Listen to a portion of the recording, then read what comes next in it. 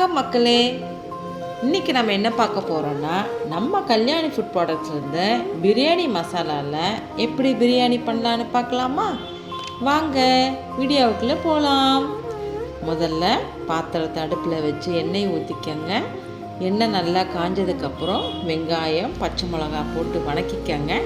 இதில் பாருங்கள், எந்த பிரியாணி மசாலா பொருட்கள் நான் ஃபஸ்ட்டு தாளிக்கிறப்ப போடல. தக்காளி போட்டு வணக்கிட்டு இஞ்சி பூண்டு பேஸ்ட்டு தேவைப்படுற அளவு போட்டுக்கோங்க.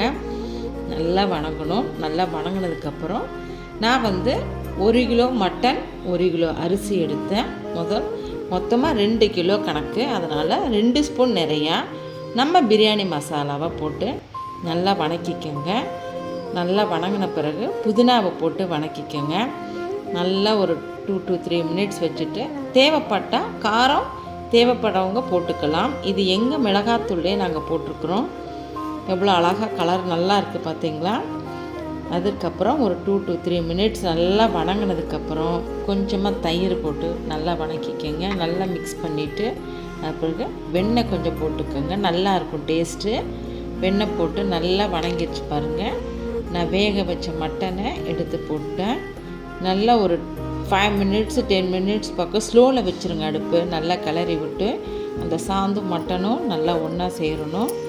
அதுக்கப்புறம் வேக வச்ச மட்டன் தண்ணியும் தேவைப்படுற அளவுக்கு சாதா தண்ணியும் அரிசிக்கு அளவு கலந்து ஊற்றிக்கிங்க. உப்பு தேவைப்படுற அளவு போட்டுக்குங்க. நல்லா கிளறி விட்டுட்டு தண்ணி நல்லா கொதிக்க விடுங்க. நல்லா கொதித்து வந்துருச்சு. இப்போ நான் அரிசியை ஒரு 10 மினிட்ஸ் பக்கம் ஃபஸ்ட்டு அரிசியை நல்லா ஊற வச்சுக்கோங்க. ஊற வச்சிங்கன்னா நல்லா சாஃப்டாக இருக்கும். நல்லா வெந்ததுக்கப்புறம் அந்த பதம் தம்மில் போடணும். கொஞ்சம் தண்ணியும் அரிசி நல்லா மிக்ஸ் ஆகி ஒரு பதம் வந்ததுக்கப்புறம் ஒரு 15 மினிட்ஸ் தம்மில் வச்சிங்கன்னா நல்லா சூப்பராக பிரியாணி ரெடி ஆயிரும். அடி பிடிக்காமல் செமையாக வரும். நல்லா டேஸ்ட்டாக இருக்கும். நீங்களும் எங்கள் மசாலாவை வாங்கி டேஸ்ட் பண்ணி பாருங்கள். உங்களுக்கு பிடிச்சிருந்தா எங்கள் வீடியோவுக்கு ஒரு லைக் பண்ணுங்கள், சப்ஸ்கிரைப் பண்ணுங்கள். தேங்க்யூ.